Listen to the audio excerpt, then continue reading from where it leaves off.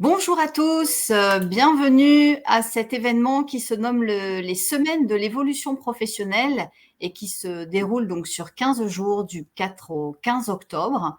On va commencer par des petits aspects techniques avant de rentrer dans le vif du sujet. Pour que vous sachiez, on ne vous voit pas et on ne vous entend pas. Donc le seul moyen que nous allons avoir pour communiquer, c'est en fait que vous puissiez poser vos questions à travers un onglet qui s'appelle Questions. Donc, en haut à droite, vous avez un onglet chat, questions, sondages, participants. Bonjour. Et c'est bien l'onglet Questions qu'il faudra utiliser pour poser vos questions. Parce que si vous utilisez le chat, ça va être mélangé aux échanges que vous pourriez avoir entre vous. Voilà. Donc, on va prendre un temps, bien évidemment, pour pouvoir répondre à vos questions, très probablement en cette fin de webinaire. Donc, je continue. Je vous disais bienvenue à cet événement qui se nomme donc les Semaines de l'évolution professionnelle, qui est co-organisé avec plusieurs acteurs comme l'APEC, qui est ici présent, le réseau EVA, que nous représentons aussi, le groupement Évolution, BGE Guyane et Antea Ressources RH Corse. Donc, nous sommes tous en fait des opérateurs du conseil en évolution professionnelle, avec la particularité de nous adresser aux salariés du privé et aux indépendants. Ces semaines en fait de l'évolution professionnelle sont adressées somme toute à toute personne, ils sont accessibles à tous et c'est un événement qui est 100% digital et complètement gratuit et qui a pour objectif de pouvoir vous parler des questions d'évolution professionnelle avec plus de 100 webinaires aujourd'hui thématiques qui vous sont proposés. Et celui qui nous concerne aujourd'hui tourne autour de la découverte en fait du CEP dans la région Provence-Alpes-Côte d'Azur. Et pour pouvoir vous parler du conseil en évolution professionnelle de façon complète, nous avons la chance aujourd'hui d'avoir tous les opérateurs du conseil en évolution professionnelle qui sont représentés, ainsi que Transition Pro, qui a aussi parmi ses missions de pouvoir dynamiser la synergie des opérateurs autour du conseil en évolution professionnelle. Donc, je vais me présenter, je suis Carole de Lampugnani, je m'occupe de piloter en fait le conseil en évolution professionnelle sur la région PACA et je suis accompagnée d'Annabelle Brunto, je suis en charge notamment des questions de partenariat sur PACA et nous avons l'honneur et le privilège d'avoir avec nous Frédéric Page que je laisse se présenter. Oui, bonjour à toutes et tous, Frédéric Page. Donc, je suis le responsable de l'APEC de Marseille, à l'APEC depuis une quinzaine d'années, et je suis ravi d'être avec vous pour ce moment important. Voilà. Et nous avons également et toujours l'honneur et le privilège d'avoir un autre Frédéric avec nous qui va également se présenter. Bonjour à toutes et à tous, Frédéric Cailleul. En fait, je travaille à la direction régionale de Pôle emploi.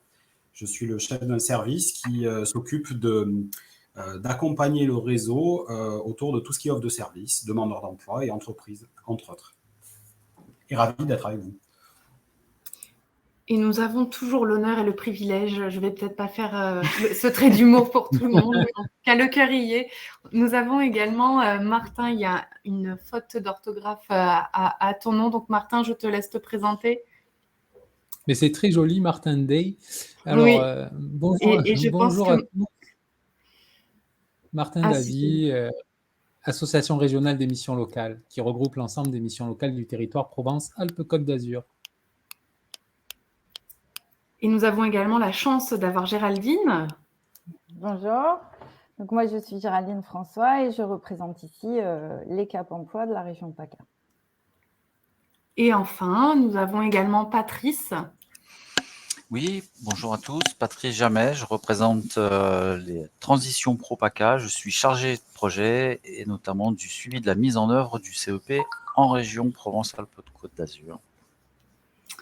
Merci pour ces brèves présentations. Donc, comme on vous le disait, nous allons vous parler du conseil en évolution professionnelle en PACA et plus particulièrement, au-delà de vous présenter ce qu'est le conseil en évolution professionnelle, c'est de zoomer aussi sur les spécificités des différents opérateurs que nous sommes, parce que même si nous avons l'habitude de travailler ensemble, nous avons quand même aussi nos spécificités. Et nous aborderons aussi des exemples en fait de synergie, de collaboration que nous avons pu déjà initier depuis le lancement de ce beau marché. Donc, je vais laisser la parole à Annabelle pour qu'elle puisse vous présenter le conseil en évolution professionnelle de façon générale. Tout à fait. L'idée là, c'est juste de vous replacer un petit peu les grandes lignes, vous remettre un petit peu dans le contexte sur ce qu'est le CEP, mais de manière très globale, dans le sens où on est sur des éléments qui sont communs aux différents opérateurs CEP qui sont présents ce matin.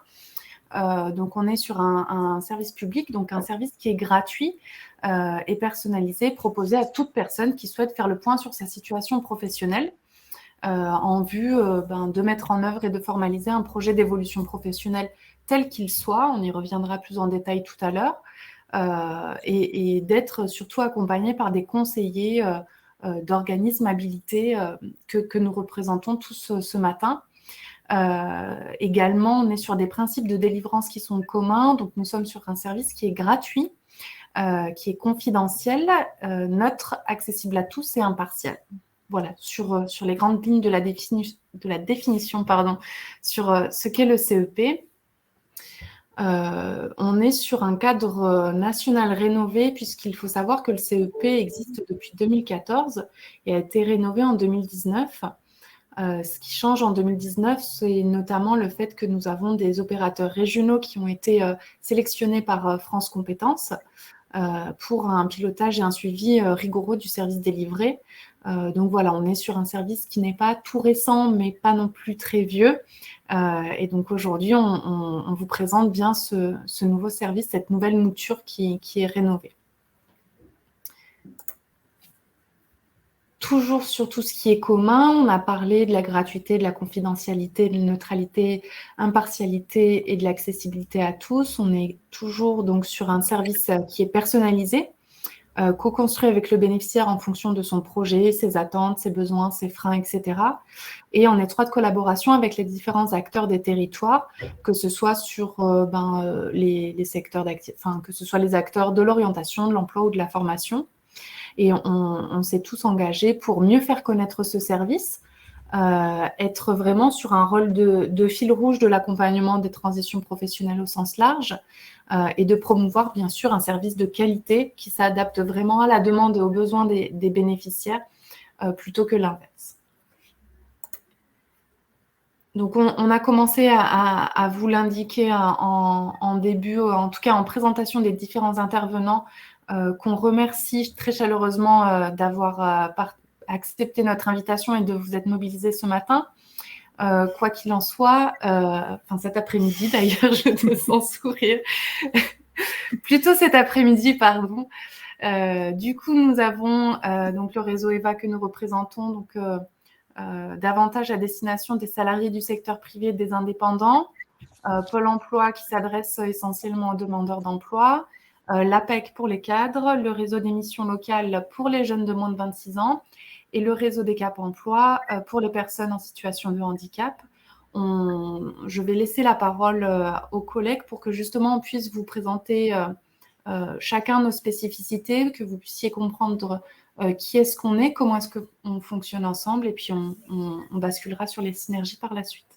Du coup, Carole, je te laisse prendre la main sur la présentation du réseau EVA. Allez, je récupère. Donc là, on est sur le conseil en évolution professionnelle tel qu'il se pratique au sein du réseau EVA. Donc, comme vient de le dire Annabelle, c'est vrai que notre principal public, ce sont les salariés et les indépendants. Ça veut dire que très concrètement, aujourd'hui, si vous êtes en activité, que vous soyez salarié ou que vous soyez indépendant, vous pouvez nous solliciter. Pour autant, vous pouvez parfois être aussi dans des situations où vous êtes en activité, mais où vous n'êtes pas forcément sur, je dirais, ou en tout cas les bénéficiaires ne sont pas forcément sur des contrats durables. Ils peuvent être par exemple cumuler des CDD ou cumuler des missions d'intérim. Et quand il y a interruption entre ces contrats, il est quand même tout à fait possible aussi de nous solliciter. Pour avoir un peu une vision de notre maillage, on va dire territorial, le réseau EVA, c'est 25 sites aujourd'hui qui sont référencés sur PACA. Ça représente une 50aine de conseillers en évolution professionnelle qui sont à disposition du public, qui sont gérés par 12 managers actuellement. Et l'ensemble de ce réseau est piloté en fait par ce qu'on appelle une équipe de pilotage dont Annabelle et moi-même faisons partie. Et comme vous pouvez le voir sur la carte, nous sommes quasiment dans tous les départements, avec des sites et je dirais des lieux qui peuvent vous accueillir soit physiquement, mais qui peuvent aussi vous accueillir à distance, que ce soit par téléphone ou par visio. Un petit exemple du type de service aujourd'hui qu'on peut proposer aux personnes qui nous rencontrent. S'il y a une chose à retenir dans cette slide, c'est qu'aujourd'hui, le principe, c'est de pouvoir proposer ce qu'on appelle un accompagnement multimodal. Donc, c'est ce que je venais de dire, qui soit à la fois en présentiel ou en distanciel, et à la carte. C'est-à-dire qu'il n'y a pas vraiment, on va dire, de parcours type.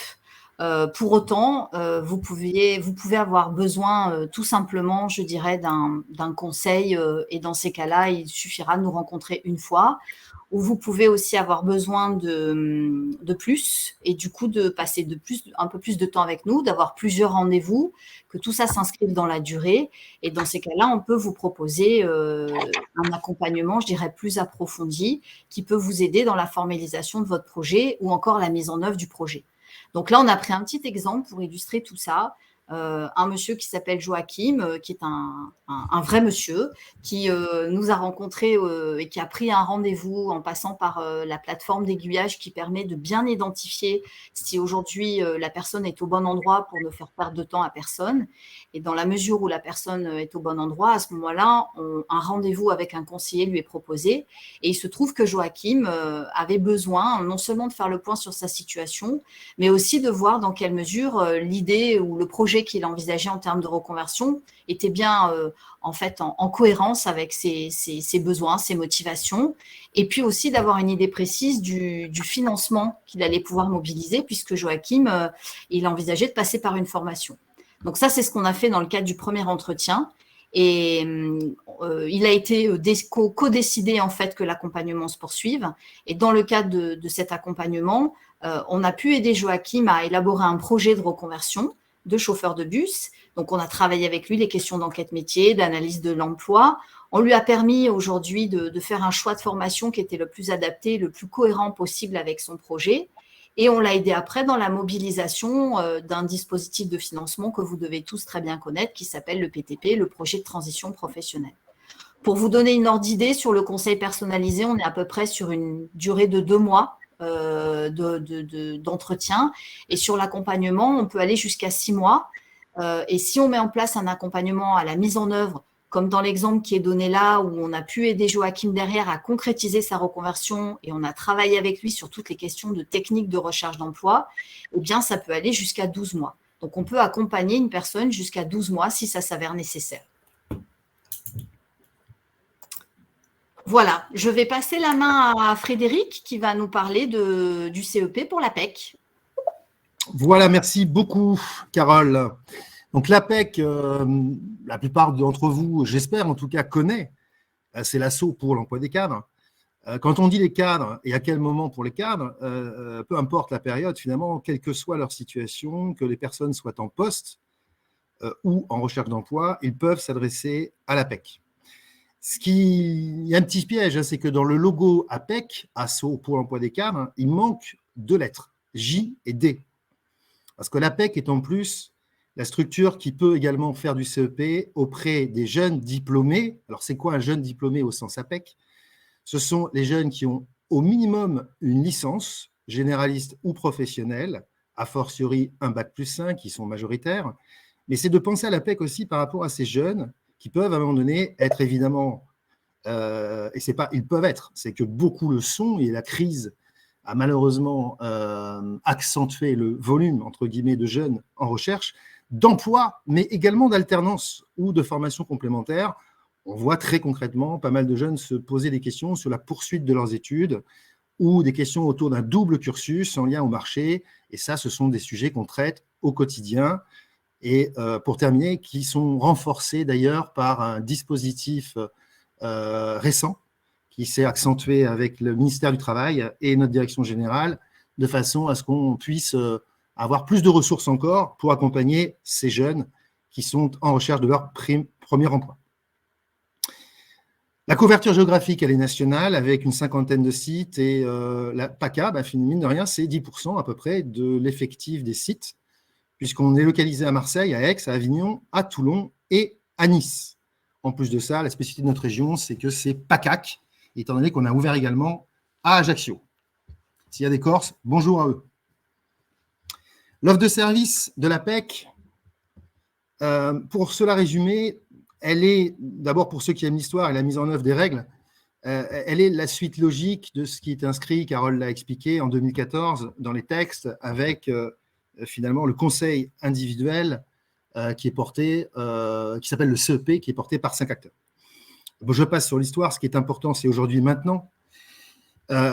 L'offre de service, c'est un petit peu ce qu'a dit aussi Carole pour sa structure, elle est à l'APEC via une entrée APEC FR, inscription 2 minutes au public éligible. Elle est multicanal. Ça veut dire quoi multicanal? Carole a parlé de multimodal, nous on va parler de multicanal. Il faut juste qu'on s'explique. C'est qu'aujourd'hui, on peut rendre les services évidemment de la même façon, selon que les personnes souhaitent des rendez-vous présentiels, donc une proximité physique lors des entretiens, ou du 100% à distance, et parfois un panaché entre proximité et à distance. L'idée aussi, c'est qu'effectivement, les personnes qui, une fois qu'elles sont inscrites sur APEC FR, puissent faire une demande naturellement par ce même APEC FR directement de services individuels, canal à distance ou en proximité. Ce qui est bien pratique pour ceux qui habitent loin ou qui ont des contraintes comme les cadres d'activité qui, si on leur demandait un rendez-vous obligatoirement en présentiel, auraient parfois du mal à se libérer. Pour vous donner 2-3 chiffres, à fin septembre et pour PACA, 3000 cadres en activité ont suivi un conseil, 2200 cadres demandeurs d'emploi ont suivi un conseil, et nous sommes également pratiquement à 2200 jeunes diplômés ayant suivi un conseil. L'entrée, et là c'est un point important pour nous, l'entrée peut se faire aussi suite à un collectif, je vais y venir tout de suite, qui est, je pense, un des éléments de complémentarité qui nous unit en interacteurs. C'est-à-dire qu'on a énormément développé les présentiels et les web ateliers à distance sur une foultitude de thématiques, vous allez voir tout de suite dans le slide qui suit. Pour se résumer sur le CEP, qui reste un service évidemment à 100% individuel, l'idée forte, c'est de dire qu'à peu près les 2/3 de nos clients vont avoir 2, 3, 4, voire 5 rendez-vous qui vont s'étaler dans le temps, et 1/3 d'entre eux viennent pour une question souvent très précise, très ciblée, et ce sera ce qu'on appelle un one-shot, c'est-à-dire un entretien souvent d'une bonne heure et demie, mais qui va répondre à la problématique du cadre ou du jeune. Alors voilà, les situations effectivement qui corrèlent à la fois à on va dire la capacité qu'a l'APEC à se mettre en œuvre au niveau du CEP sur des situations finalement qui sont très très hétérogènes. Et c'est logique puisque dans la vie professionnelle et personnelle, il y a des temps forts et puis il y a des moments où précisément on a un peu plus de temps. Et c'est peut-être à ce moment-là qu'on peut traiter un certain nombre de sujets quand on n'est pas forcément uniquement dans l'urgence. Donc, nos clients peuvent bénéficier d'une complémentarité, et c'est ce qu'il faut retenir, entre des services qui sont combinables, entre l'individuel et le collectif, et dans l'ensemble de ces situations que je vous présente à l'écran, soit pour structurer ou renforcer ces techniques de recherche d'emploi, mais aussi parfois pour définir tout simplement un projet d'insertion, je pense notamment aux jeunes diplômés, mais aussi, à l'inverse, pour faire le point, prendre du recul, prendre de la hauteur. C'est typiquement ce qui se passe dans la tranche 40-50, mais je ne veux pas stigmatiser. On a bossé depuis plusieurs années, on a encore pas mal d'années devant soi, et on voudrait effectivement prendre un petit peu de hauteur. C'est très régulier à l'APEC d'avoir des cas dans cette situation qui nous sollicitent. Pour définir un projet professionnel, oui, mais encore, il peut être à court terme, comme il peut être finalement plutôt sur une logique de moyen long terme. Définir un projet de création-reprise, et là je dirais à deux niveaux. C'est-à-dire qu'on a à la fois des cadres qui s'adressent à nous, qui sont en tout début de réflexion d'une indépendance de se fabriquer finalement leur alternative à l'emploi salarié, ils pensent une indépendance, ils partent presque de zéro, ils peuvent s'adresser à nous, c'est ce qu'on appelle devenir entrepreneur. Chez nous, c'est un service assez long, bien entendu, puisque les choses ne s'effectuent pas comme ça en 2 jours. Donc, c'est un véritable travail de réflexion quant au montage du projet. Et puis, il y a également, et ça c'est très important de le séparer, à l'inverse, pour finaliser son projet, le CEP démissionnaire, où la loi inscrit l'APEC d'ailleurs comme étant l'acteur du CEP incontournable, pour préparer le dossier et le soumettre aux commissions mensuelles de transition pro, une fois que le dossier est checké et que les conditions évidemment prérequises d'éligibilité sont bien connues et checkées par le cadre. Voilà. Donc, je termine sur, évidemment, le sujet qui est le sujet phare du CEP, c'est évidemment le sujet de la reconversion professionnelle, de la réorientation, du lien à la formation qui l'accompagne, etc. Bien évidemment que c'est aussi un des motifs de recours. Donc, de là, chaque parcours individuel ouvre une boîte à outils, comprenez-le, hein, c'est-à-dire qu'il ne se passe pas rien entre deux rendez-vous, mais bel et bien, l'idée, c'est que l'APEC réponde de manière très précise à l'objectif fixé avec le client, autour d'un diagnostic qui est un point clé d'entrée du CEP et qui, via une boîte à outils, va permettre effectivement au client de travailler en intercession au travers d'un plan d'action formalisé. Voilà pour illustration et au regard de la typologie des publics, le point à date sur l'ensemble des ateliers et web ateliers. Nous avons un service dédié qui s'appelle Objectif Premier Emploi, dédié uniquement aux jeunes diplômés, 4 heures en présentiel. Pourquoi 2 heures? Parce que 2 heures à distance, c'est plus court, ils sont 2 fois moins nombreux. En gros, 4 heures, c'est pour maximum 12 jeunes. Hein. 2 heures, ce sera pour 6 jeunes environ. Donc, c'est aussi très interactif et à l'issue, évidemment, la plupart du temps, les jeunes suivent un accompagnement personnalisé avec l'APEC. Pour les seniors, on vient de sortir en fait un atelier dédié qui s'appelle « Valoriser son expérience senior ». Et oui, vous savez que les seniors, évidemment, ne sont pas épargnés par la crise et que, notamment les seniors cadres, ont des spécificités qui nécessitent souvent d'être travaillées et qui ont valu effectivement cet atelier dédié. Et puis pour tout public, aussi bien les jeunes que les moins jeunes, les cadres et les jeunes diplômés, donc vous avez l'ensemble des illustrations thématiques, à la fois en mode présentiel et à distance, donc c'est bien pratique et ça peut parfaitement compléter un service qui a pu avoir lieu avant, ou même un service d'un partenaire, un CEP d'un partenaire, et là c'est le complément naturel que propose l'APEC. Un dernier slide très rapide pour vous dire que l'APEC essaye aussi de développer des événements sur la question de recrutement, parce qu'au bout du bout, et pour la plupart des publics, l'idée, c'est quand même de soit changer de poste, soit changer de fonction, soit changer et de poste et de fonction, soit tout simplement s'insérer ou retrouver un emploi quand on était au chômage. Et donc ça, on s'y emploie. Et le dernier point, c'est effectivement, on accentue aussi les temps forts en parrainage, qui donnent des actions surtout très soutenues par l'intermédiaire du réseau des paramarraines, du monde économique, et pour lesquels les jeunes issus des quartiers prioritaires de la politique de la ville, comme les seniors ayant connu à plus de 50 ans, aujourd'hui en tout cas, le chômage de longue durée, qui n'y croient plus, vont bénéficier d'une articulation entre le conseil CEP de l'APEC, mais également la valeur ajoutée de ce monde économique en lien avec le marché. Voilà. Merci Frédéric. On va pouvoir donner la parole à notre autre Frédéric de l'après-midi. Merci Carole. Alors, je vais rapidement intervenir pour vous donner quelques éléments en lien avec le CEP à Pôle emploi. Comme c'était indiqué tout à l'heure, nous intervenons du coup sur la cible, enfin le public demandeur d'emploi que nous accueillons, informons, orientons dans la mesure où la personne est en recherche d'emploi, d'une formation, d'un conseil professionnel, d'une aide à la mobilité, ou d'insertion sociale et professionnelle. On peut se définir comme un opérateur un petit peu généraliste, puisque pour le coup, les demandeurs d'emploi peuvent aussi bien relever des publics jeunes, des publics handicapés, des actifs dans certaines mesures, des cadres, bénéficiaires de minima sociaux, personnes bénéficiant d'une allocation chômage ou pas, seniors, et autres. Donc, c'est vrai qu'on a aussi, par définition, une articulation systématique avec les autres opérateurs du CEP par rapport aux spécificités de public qui peut les caractériser. En PACA, on compte à ce jour un peu plus de 500 000 personnes inscrites, donc 487 000 en catégorie ABC. Catégorie ABC, on est sur les personnes qui sont disponibles pour un retour à l'emploi et travaillant ou pas. Donc là, on est sur une notion assez large. Pôle emploi est une structure qui est tournée vers les demandeurs d'emploi et qui est là pour accompagner les demandeurs d'emploi, mais elle est aussi là pour apporter un appui dans le recrutement auprès des entreprises. Donc, j'ai voulu vous donner un petit éclairage autour de notre public entreprise aussi, parce que Frédéric l'a dit, notre finalité à tous, dans le cadre de la construction d'un projet ou de l'accompagnement d'un projet, c'est le retour à l'emploi, in fine. Donc, une relation importante avec les entreprises. On capitalise aussi de façon assez importante les offres d'emploi. Donc là, vous avez une indication du volume d'offres d'emploi que l'on a actuellement en diffusion sur notre site pôle emploi.fr.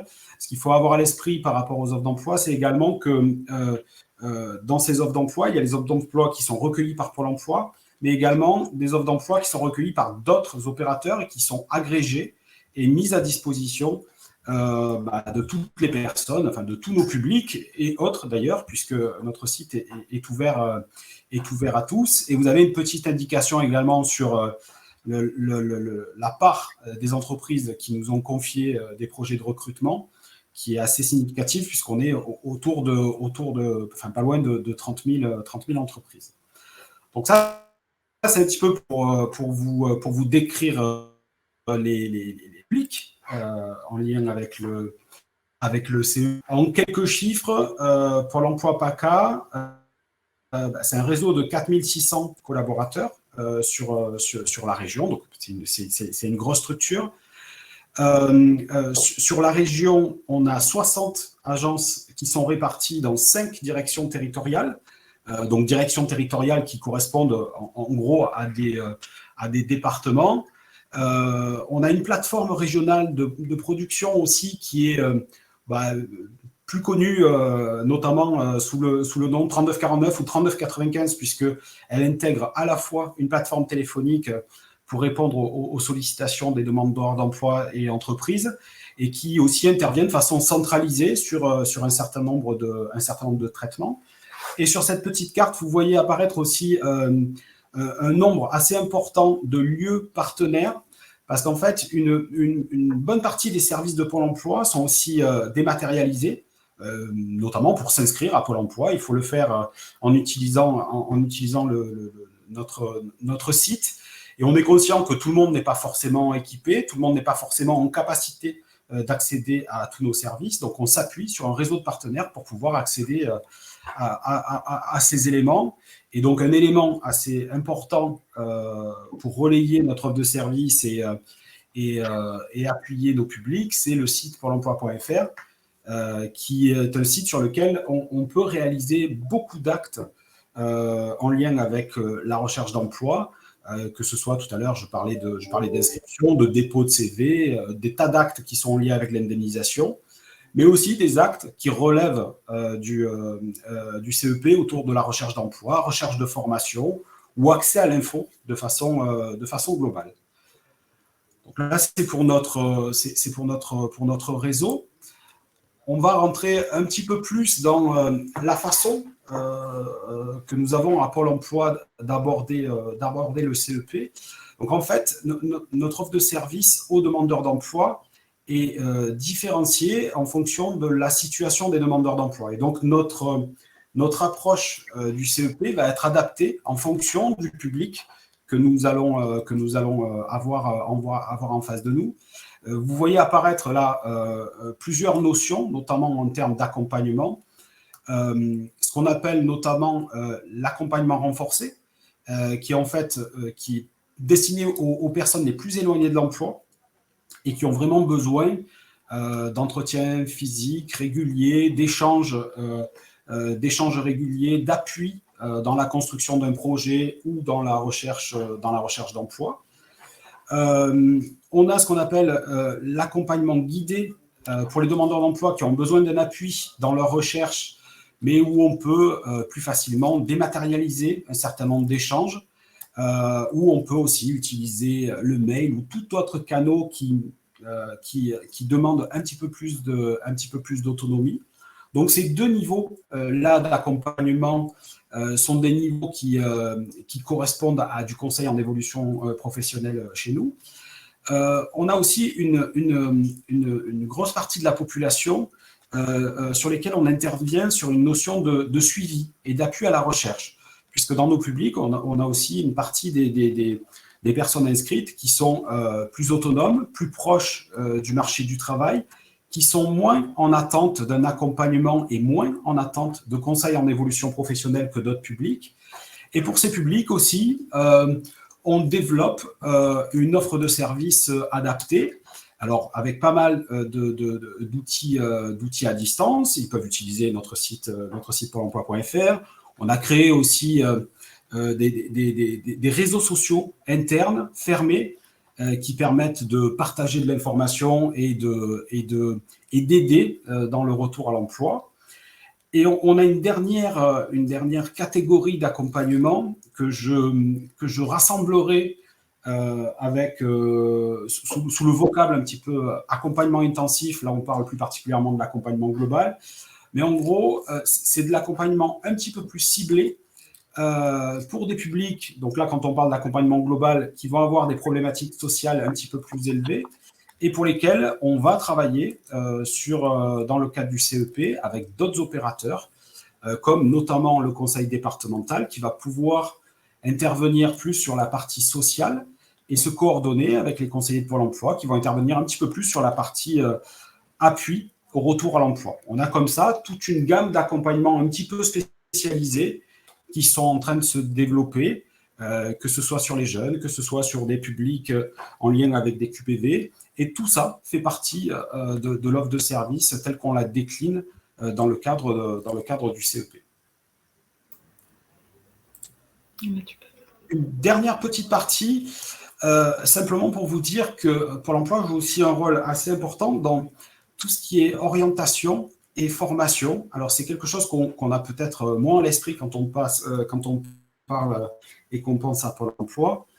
C'est toute la partie financement de formation. C'est-à-dire que Pôle emploi également, en fonction de la situation des territoires, est en capacité d'acheter des places de formation, des sessions de formation pour réduire les difficultés de recrutement et pour préparer les demandeurs d'emploi à un retour à l'emploi.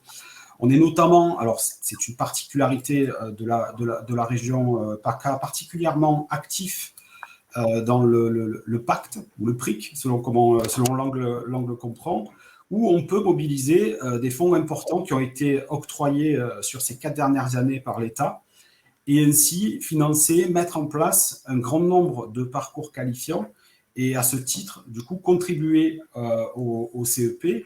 Et là, ce sont des parcours qui sont ouverts à l'ensemble des opérateurs. Alors, pour accéder à ce type de formation, il faut être demandeur d'emploi, mais comme je le disais tout à l'heure, une partie en tout cas, des publics des différents opérateurs sont parfois partagés entre les opérateurs. Ils sont à la fois demandeurs d'emploi et à la fois accompagnés par d'autres structures. Donc l'idée, c'est aussi pour Pôle emploi de faire en sorte de faire bénéficier de ces outils à l'ensemble des personnes qui en ont besoin.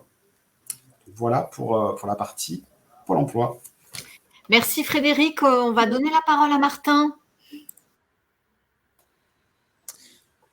Oui, bonjour à tous. Donc, je vais essayer de vous présenter peut-être de manière un peu synthétique ce que font les missions locales qui sont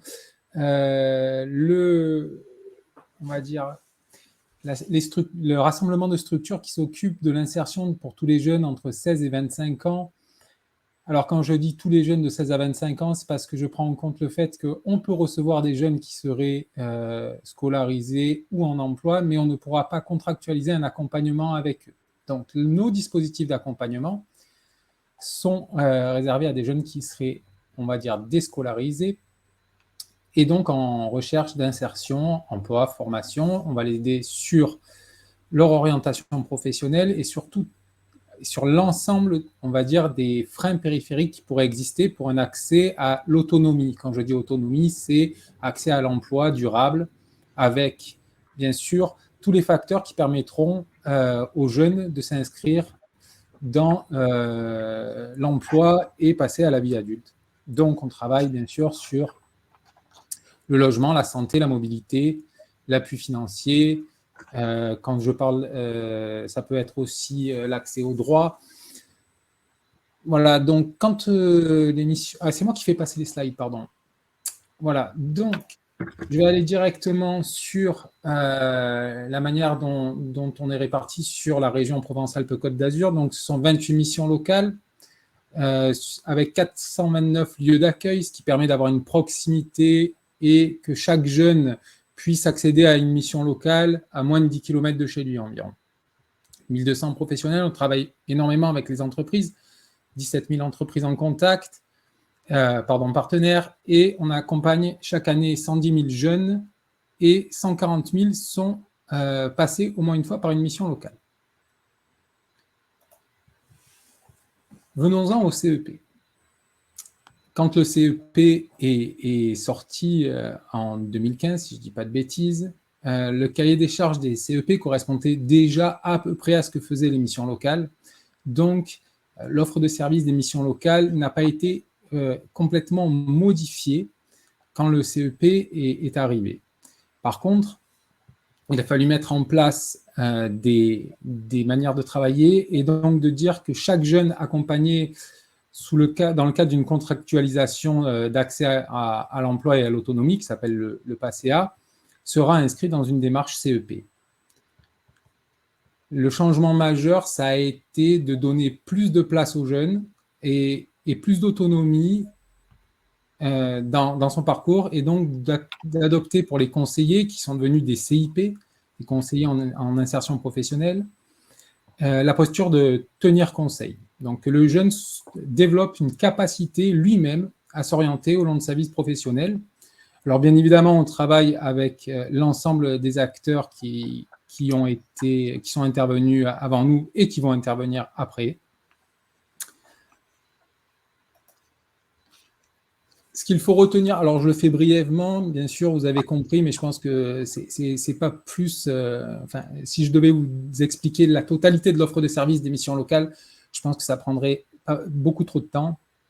Donc l'idée, là, c'est de dire que dans le cadre du CEP, les conseillers des missions locales accompagnent les jeunes dans la création de leur compte professionnel de formation, qu'ils aient ou non un projet de formation. Les personnels informent chaque jeune de l'existence du CEP. Chaque jeune qui rentre en contractualisation PACA est donc inscrit en CEP. Et ce que je vous disais, bien sûr, si les jeunes ont plus de 26 ans, à ce moment-là, on a mis en place un modèle de fiche de liaison où on a développé des partenariats avec les différents acteurs du CEP pour que le jeune soit orienté vers l'acteur le plus adapté à son projet. Donc, pour finir, en 2020, ce sont 32 589 jeunes qui ont eu droit à ouvrir un CEP.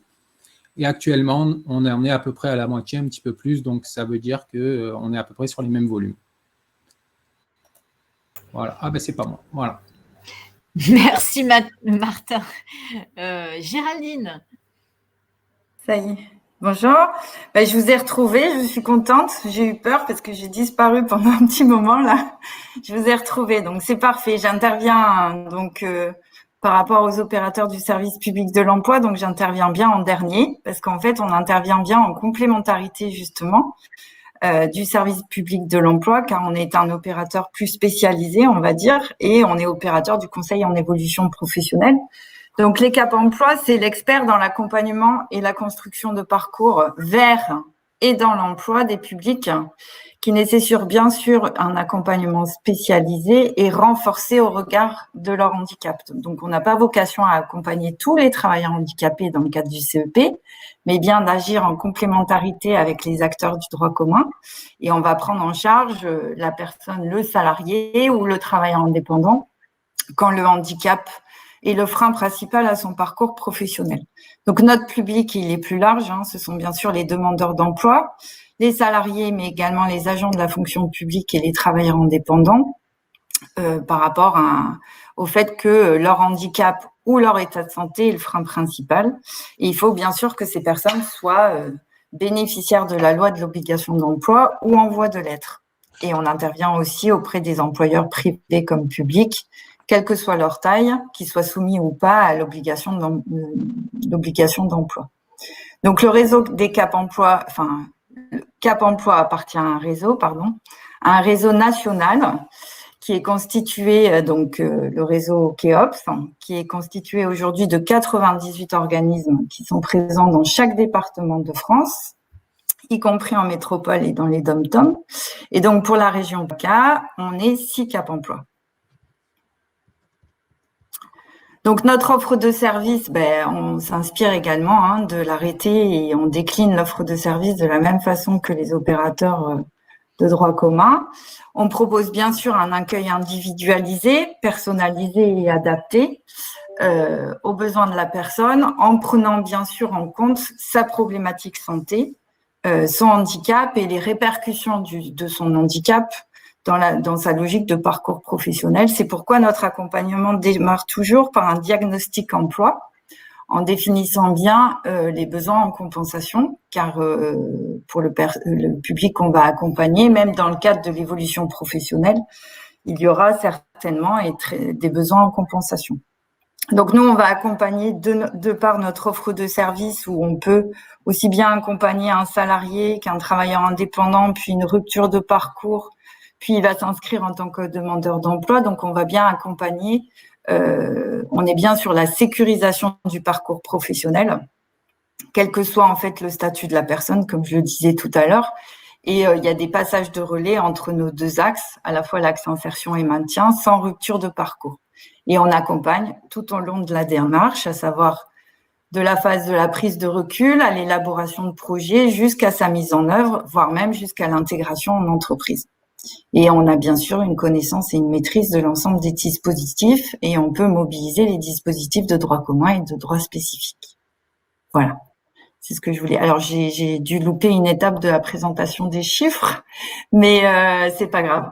Hein. Voilà, je passe la main du coup au réseau EVA ou à la synergie en PACA. Merci Géraldine, merci pour ces présentations. On vous propose de passer au second temps qui est, puisque là vous avez vu l'ensemble des opérateurs CEP et leurs spécificités, même si nous œuvrons tous dans le même sens, qui est aussi la délivrance évidemment du conseil en évolution professionnelle. On vous propose de vous parler des synergies, donc de vous illustrer un petit peu quelles sont les collaborations aujourd'hui qui animent, qui nous animent en PACA. Et pour commencer, on va laisser la parole à Transition Pro qui va nous éclairer sur son rôle. Alors oui, merci Carole.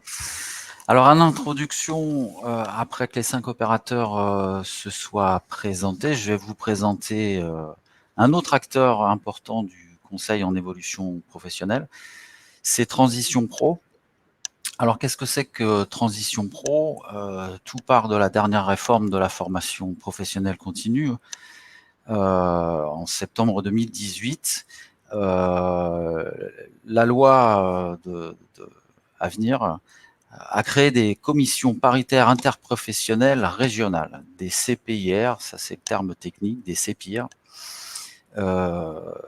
Ces structures se sont substituées au FONGECIF qui avait œuvré pendant plus de 35 ans. Donc les CPIR, les commissions paritaires interprofessionnelles régionales, et les transitions pro, c'est la même chose. Transition Pro, c'est un réseau national qui est composé donc de 18 structures représentées dans chacune des régions, en métropole et outre-mer. Ce sont des structures qui sont engagées en faveur du développement des compétences, mais aussi des transitions professionnelles, puisqu'elles accompagnent les salariés dans leurs projets d'évolution au travers du financement de différents dispositifs. On reviendra dessus dans quelques instants.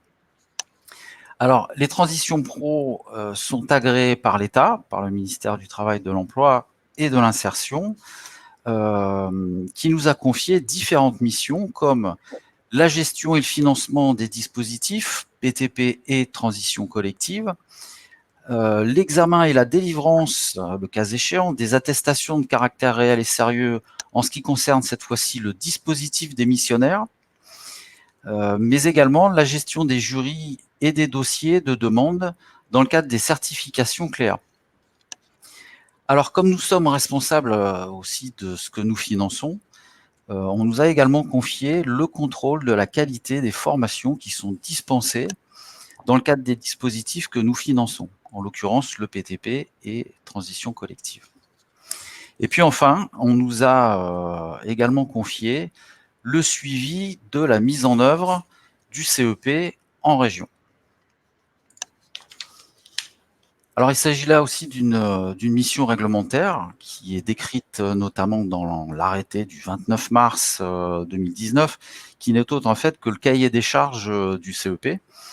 Et cette mission de suivi, elle se déploie en lien avec France Compétences, qui au niveau national assure le suivi et l'évaluation de la mise en œuvre du CEP, alors qu'au niveau régional, ce sont les transitions pro qui assurent le suivi de la mise en œuvre du CEP.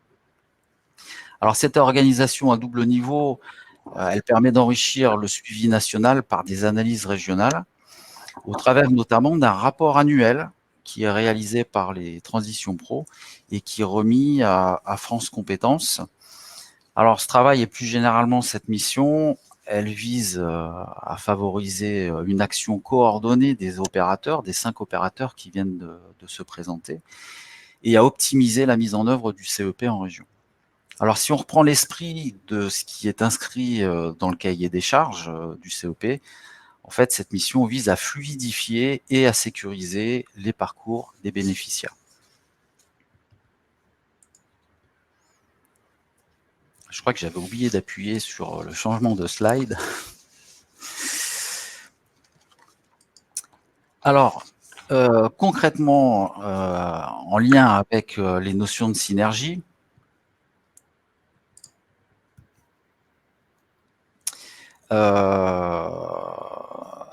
concrètement en lien avec les notions de synergie, cette mission de suivi de la mise en œuvre du CEP, elle se traduit par quoi? Elle se traduit donc par la rédaction d'un rapport annuel, ça on vient de le dire, par la création d'un collectif, une sorte de comité technique qui est constitué des représentants de chaque opérateur.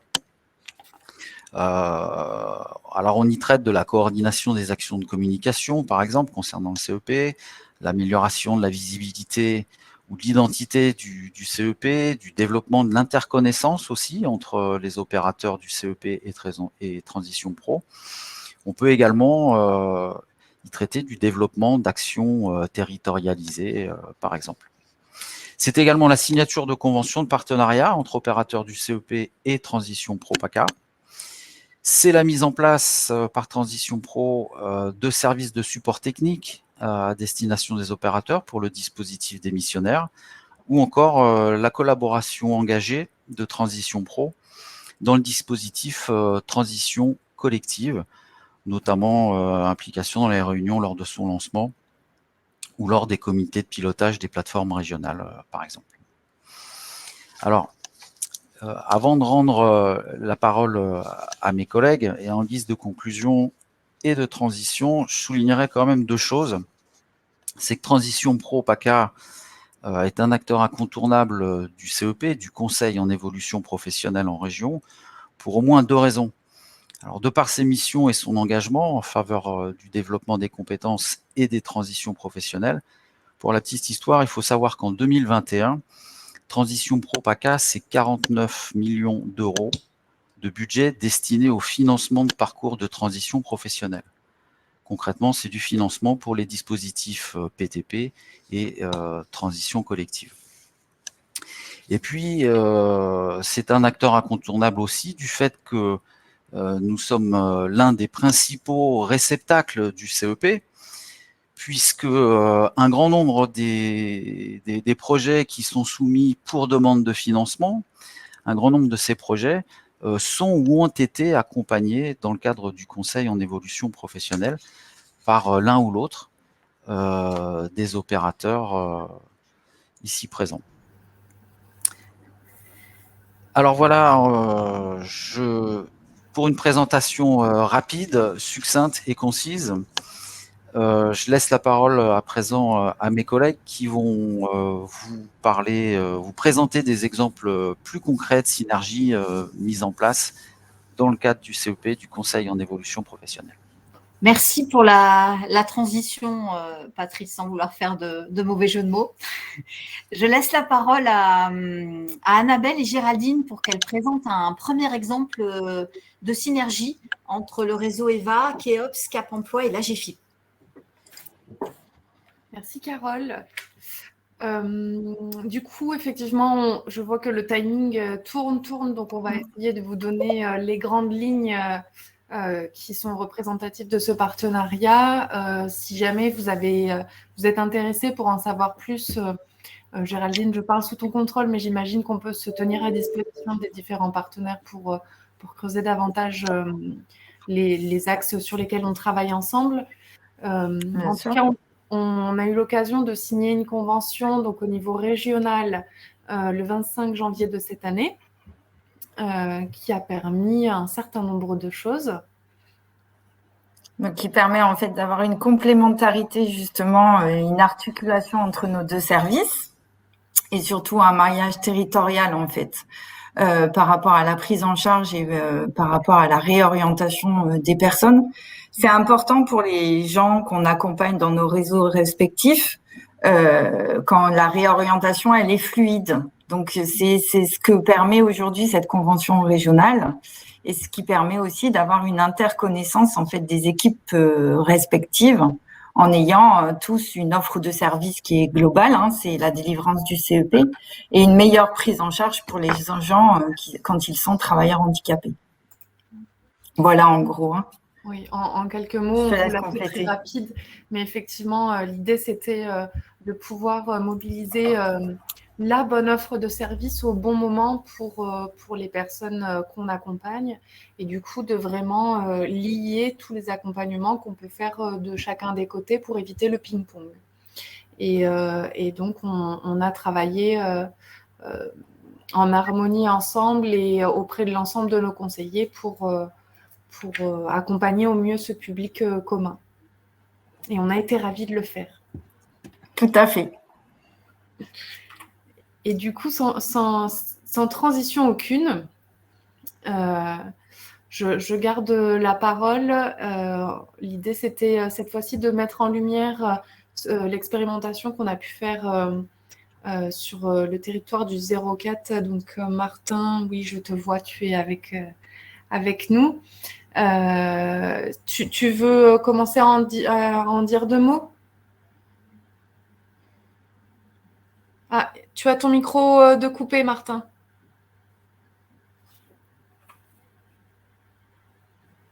Martin.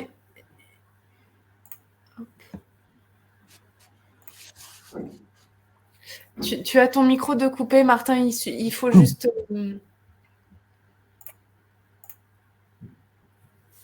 visiblement, on a un petit souci technique.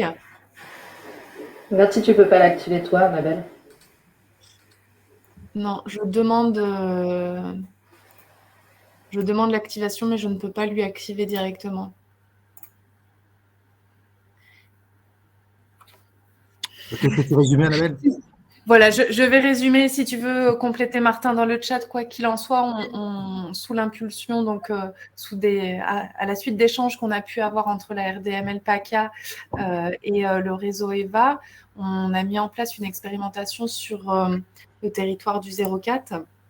Donc les Alpes de Haute-Provence, si je ne m'abuse, avec la mission locale, oui, du coup, des Alpes de Haute-Provence.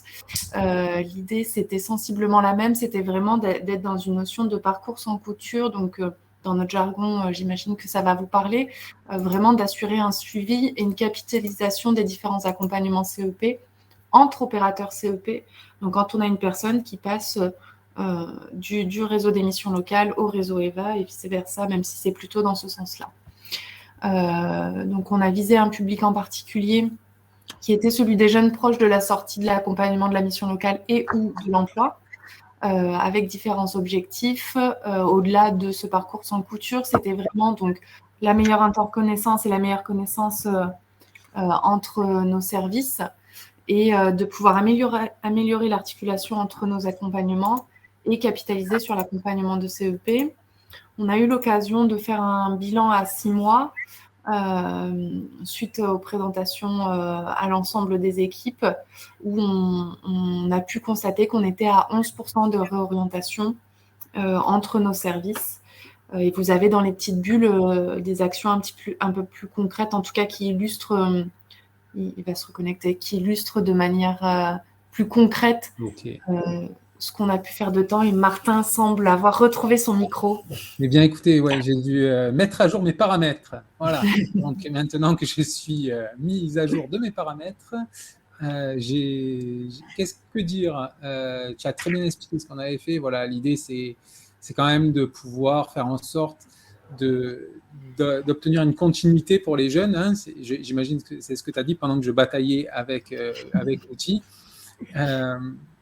C'est une manière aussi de ne pas avoir d'interruption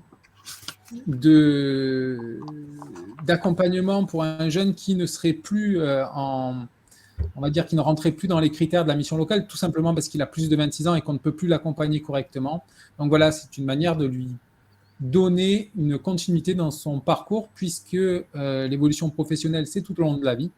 Donc voilà, c'était un petit peu ça qui a donné sens à cette expérimentation. Ça a aussi permis de travailler sur la professionnalisation des conseillers et de faire connaître aussi l'offre du réseau EVA. Hein, donc, il existait autre chose pour les jeunes qui étaient en emploi et qui sortaient de la mission locale. Donc voilà, c'est plutôt très intéressant pour obtenir ce qu'on appelle aujourd'hui des parcours sans couture et de la continuité. Tout à fait. Et Martin, je parle toujours sous ton contrôle, comme avec Géraldine tout à l'heure. Si jamais quelqu'un est intéressé pour en savoir plus, on reste à disposition pour approfondir ce sujet. Alors, oui, tu fais bien de le préciser. Si quelqu'un est intéressé, et surtout, bien préciser que c'était un territoire d'expérimentation en accord avec la mission locale des Alpes de Haute-Provence sur son territoire, mais c'est une expérimentation qui a pour objectif de voir si on peut la généraliser sur l'ensemble des territoires de mission locale. Voilà. Voilà. La perche est tendue et du coup, sans transition, nous allons passer sur d'autres exemples de synergie. Oui, alors je fais très vite, vu le laps de temps qui reste, et je vais essayer d'être très concret, sachant que vos propres synergies, c'est les nôtres. Et c'est les nôtres avec une seule finalité, c'est nos publics qu'on pourra avoir en commun. Vous l'avez tous capté. Donc, à titre d'illustration, parce que du coup, ça crée des ancrages, j'ai donné des anecdotes de ce qui s'est passé et de ce qui se passe encore tous les jours entre nous tous. Avec le Pôle emploi, un cadre qui vient préparer avec l'APEC son argumentaire en vue de réussir une sélection pour une entrée en formation, qui, elle, est financée par le Pôle emploi avec un quota de place. Et ce travail CEP lui a permis en fait de monter un dossier solide et de savoir argumenter de manière percutante au niveau de la qualité de sa candidature et de sa motivation. Un autre exemple, toujours avec Pôle emploi. Un cadre avec un parcours hybride en compta, grande district, qui était venu à l'APEC pour prendre un peu de hauteur, faire un point, et qui identifie assez nettement un nouveau projet dans la gestion immobilière, la gestion de copropriété. Et bien, quelques semaines plus tard, le Pôle emploi le reçoit, monte une POE, une préparation opérationnelle à l'emploi, sur une formation intégralement financée qui lui permet aujourd'hui d'être gestionnaire de copropriété. Et il y a beaucoup de besoins à Marseille en ce moment. Un exemple avec les missions locales. Un jeune qui vient à l'APEC par APEC FR pour du conseil classique et qui est suivi par la mission locale qui, grâce à elle, va pouvoir lui permettre d'obtenir un financement. Parce que le jeune, effectivement, il a beau avoir son bac+5, il galère. Et c'est la mission locale qui portera ce travail qui est absolument indispensable de façon à faire avancer cette personne dans son insertion. Toujours avec les missions locales, mais dans l'autre sens, c'est un jeune bac+3 qui est en difficulté sociale. Et on a plusieurs exemples comme ça, effectivement, de conseillers des missions locales qui pensent APEC et qui se disent peut-être que ce jeune, en plus issu, en l'occurrence, dans mon exemple, des quartiers prioritaires de la politique de la ville à Marseille, va bénéficier à la fois du conseil de l'APEC, mais également d'un parrainage Sésame. Et du coup, grâce à tout ce travail collectif, il retrouve un poste. De manière plus générale, quelques exemples de synergie, mais il y en a tous les jours. Un non-cadre qui est en activité, qui accompagne par exemple aujourd'hui le réseau EVA. Ce non-cadre va, dans quelques mois, devenir cadre. bon, bien évidemment qu'il va changer d'acteur du CEP. Mais ce n'est pas le problème, parce que ça peut être exactement le contraire. C'est-à-dire un cadre qui a comme objectif professionnel de s'installer comme artisan dans les Hautes-Alpes et qui souhaite un conseil à un moment donné, une fois installé, va se retourner vers le réseau EVA assez naturellement, et c'est complètement logique de par le fait que son objectif, ce n'est pas de devenir cadre, c'est véritablement de poursuivre dans ces problématiques. Il est bien dans les Hautes-Alpes et il est sur une problématique non cadre. Un demandeur d'emploi accompagné par le Pôle emploi qui trouve un poste cadre et qui nous sollicite, évidemment, pour l'aider qu'une fois que il est repassé en activité. C'est ce qu'on souhaite aux gens. Mais parfois, ça ne se passe pas si bien que ça. Du coup, il peut s'adresser à l'APEC puisqu'on est l'asso à vie des cadres. Et un cadre qui, malheureusement, a eu un accident de la vie qui nécessite une reconversion pro et qui va être aidé conjointement, d'abord et avant tout, par le Cap Emploi, ça vous l'a été dit, et ensuite, évidemment, l'APEC en termes de complémentarité de mission. J'ai fini. Merci beaucoup, Frédéric. Ça a été très, très bref, mais très efficace. En tout cas, vous l'aurez compris, il y a des synergies qui existent. Là, on vous a donné quelques exemples. On est contraint par le timing, donc on ne peut pas, à notre convenance, rentrer dans le détail et vous présenter vraiment plus en profondeur comment est-ce qu'on peut travailler. Mais qui sait, ça peut être l'occasion de reproduire ce genre d'événement tous ensemble pour approfondir davantage et expliquer aux différents partenaires qui ont pu être présents aujourd'hui comment est-ce qu'on travaille ensemble. Quoi qu'il en soit, on voulait conclure sur cette slide. Donc, c'est de rappeler que notre objectif commun, d'un point de vue collectif, vraiment, on l'a dit plusieurs fois, c'est des mots-clés qui sont revenus plusieurs fois, c'est vraiment de pouvoir accompagner au mieux les personnes qu'on accompagne, peu importe la typologie du public qu'on accompagne, avec toujours en tête le fait qu'un bénéficiaire garde le choix de l'opérateur CEP lorsqu'il est éligible à différents opérateurs ou, comme le soulignait Frédéric, quand on change de statut en cours d'accompagnement. Et on est tous présents aujourd'hui, ça l'illustre bien. On a tous une volonté de travailler en partenariat et en bonne intelligence tous ensemble, toujours au bénéfice du bénéficiaire. Même si c'est pas très joli à l'oreille, on est vraiment sur cette philosophie-là. Donc, en tout cas, merci à tous. Vous avez le moncep.org qui est à disposition pour retrouver le bon interlocuteur CEP si jamais vous avez des difficultés. Donc, on est sur un site internet au niveau national. Et comme on est bien conscient que vous avez pris plein d'informations aujourd'hui et que vous allez tout retenir, si néanmoins vous aviez besoin quand même de précision, vous avez à l'écran l'ensemble des opérateurs ici présents cet après-midi qui ont pu vous parler de leur rôle et de leur mission. Et vous retrouvez donc leurs coordonnées si vous souhaitez prendre contact de façon plus privilégiée avec l'un d'entre nous. Voilà. Merci encore pour votre écoute, votre présence. Merci à vous, partenaires, qui vous êtes mobilisés cet après-midi pour pouvoir animer ce webinaire avec nous. Et nous vous souhaitons une bonne fin de journée et puis on vous dit à très, très bientôt. Merci à tous. Bonne journée. Bonne journée à tous. Au revoir. Merci. Merci. Au revoir. Les Au revoir. questions.